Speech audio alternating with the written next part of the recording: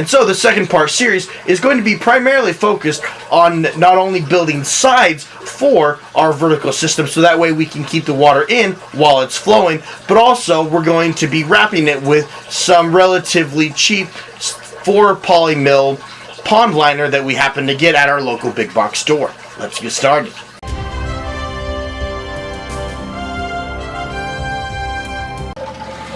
In part 1, having all of the bare bones skeletal structures and the legs all fully set up, what we're going to now go ahead and do is we're going to go ahead and set the side railings up and building them, cutting, measuring, and getting all that set up so we can set up all of the structure that's going to be used in holding the water with our system. And that's what we're going to be focusing on here. And as you can tell, what we're doing is I've gone ahead and looked at our blueprints and we're pre-cutting all of our side structures that we're going to be using as mounts to bracket to the side of the shelf.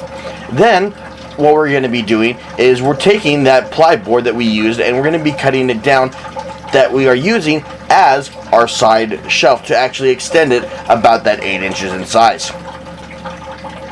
Now that we've got everything cut, what we're doing is we're measuring out everything that we need, and we're actually going to be hard stapling or screwing these side mounts into it. But because we're being careful and we want it to be a little bit modular, we've got to be careful because we're going to be strapping plastic to the sides of these. So whatever we use to secure the railings to the plyboard that's actually going to act as the exterior structure, we need to make certain that nothing pokes out.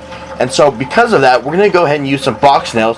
That way we can pound in completely flush, supporting the plyboard to those side railing mounts.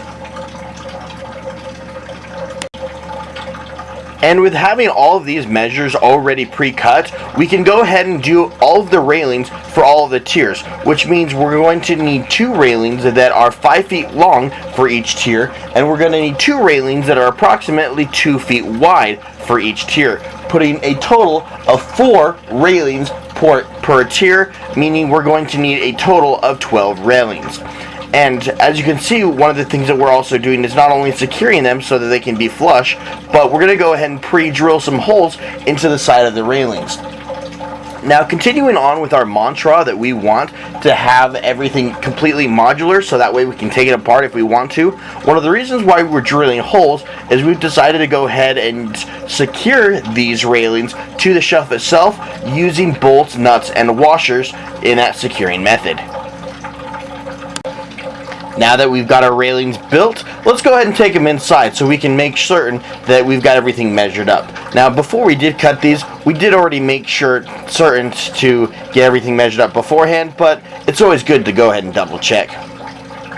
Before we actually go and finally secure these railings to the side though, it's important that we go ahead and think ahead about some of the plumbing structure that we are going to be putting through this. And so in order to accommodate it, before we actually put our railings on, we're going to go ahead and take our standard hole saw and cut holes into each of the shelves.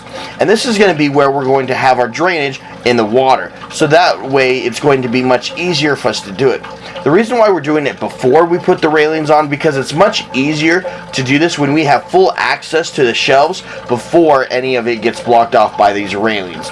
Just trying to think ahead to make things as easy as possible for us. Now that we've got our holes drawn up, we're going to go ahead and clean up our area a little bit so that way we don't have as much area to deal with once we get our shelves in, because it's going to be much harder to clean up once we attach the shelves afterwards. So we're just going to go ahead and grab our handy dandy shop vac and go ahead and clean up a little bit. I found out long ago you want to go ahead and clean up as you go, because if you don't and you just leave messes everywhere, then you're not going to be lucky enough to have a wife or significant other to go ahead and let you do these projects and take up a lot of room, because happy wife, happy life.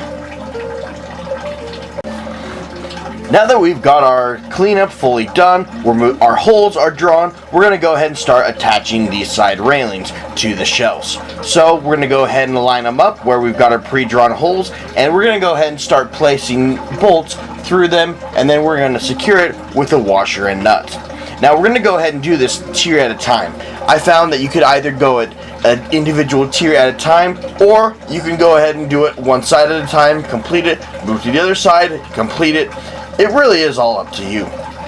keep in mind with this all project, there's not really a specific directions on how to do this. It's all up to you. It's all up to your personal designs and setting this up to help in accommodating your own personal space. Remember, there's not one specific way to do this. We're just taking this as general guidelines and working on it.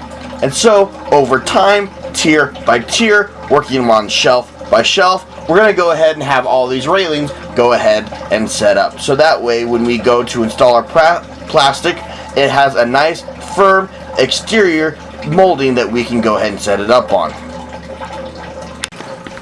With all of the exterior wells installed and secured, we're going to go ahead and do the heart of this entire tower, the project. Why we are building this entire structure. So that way we can line these trays essentially now, which are shelves, but now they become trays with the pond liner, which is about 4 mil thick.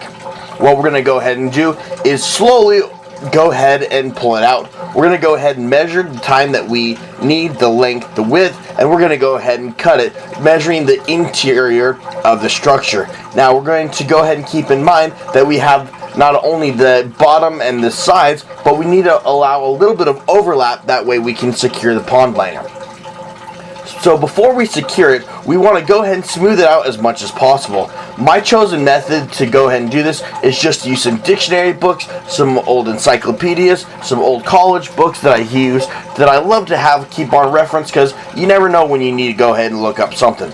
Just something, a heavy object that's going to be big, bulky, and a little bit heavy, preferably, that's not going to shift around a lot, so that way you can easily smooth out this liner. And if preferable, I like to have them to go ahead and be boxy or square, so that makes the book perfect, because I can go ahead and nudge it up against the side of the railing to hug the interior portions. Once I've got that all smoothed out with the interior portions, I'm going to go ahead and use common staples with my staple gun and just secure it. The reason why I like staples is because it acts like a little nail fabric where the two pins are going to hold it in, and it'll have a bridge that will help to secure it, keeping it down. Having these thin, if you have too much pressure on this pond liner, because it is a little bit thinner, it is going to be able to pry through, but because there's so much of the material, you can go ahead and just roll it up, wad it up, and staple it. Now I like doing this one portion at a time, so if some of it starts to bunch up, or if there's a small crease, I can go ahead and smooth it out. And gradually, through the miracle of time, by slowly using our handy-dandy heavy-duty textbooks, hugging the corners, we're able to gradually line each one of these shelves, going tier by tier and fully wrapping them. And now, as you can see, through this lovely final system, we can go ahead and see what 4 shelves fully wrapped looks like. And as mentioned before, we do have this shelf in the corner. Now, that's important because that's going to be in our next segment, where we've got our water system and setting that up. So, let's go ahead and move forward, and this is our final completed project of part 2, where we have every single tier fully wrapped and ready to accept water. Thanks for joining us. We went ahead and took a look on this second part in our 4-part series of how to build our hydroponic vertical tower system, where we went ahead and took a look at not only how to build the sides and retaining water, but also how to keep it waterproof with a simple plastic polyline filler. And if you like what we're doing, don't forget to subscribe and click the ring button below, so that way you can continue to receive videos like this on a weekly basis of not only how to do hydroponics, gardening, and just general knowledge of how to improve growing plants. Thanks for joining us, and we look forward to seeing you next time.